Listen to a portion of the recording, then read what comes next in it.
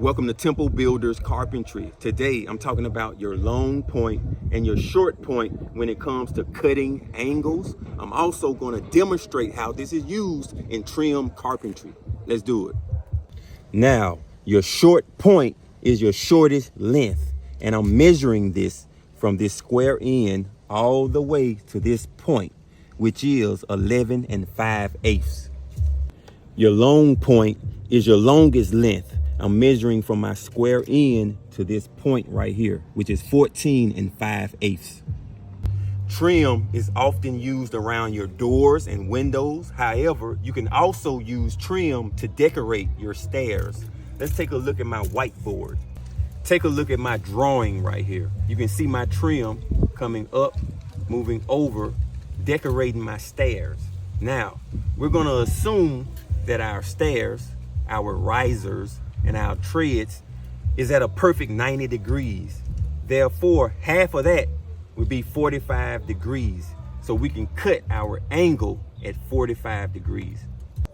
Right here is the outline of some stairs. Here is step 1, right here is step 2. I'm gonna wrap some trim around these stairs, mimicking my drawing right here on this whiteboard. Here's step 1, and right here is step 2.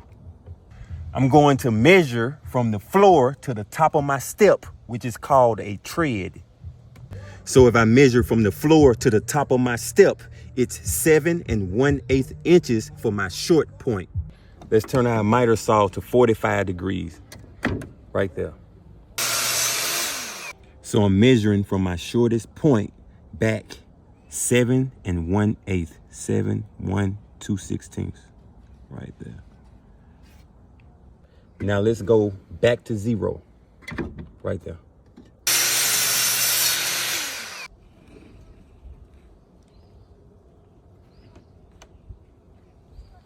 Now look at these two angles right here. I will be measuring from short point to long point.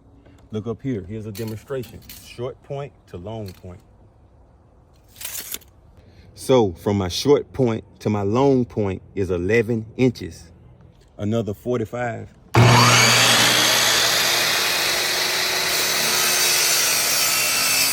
From my short point to my long point, 11 inches.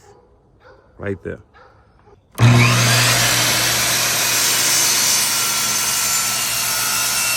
Here's my short to long point. I'm running out of time. Watch out for part 2. Temple Builders.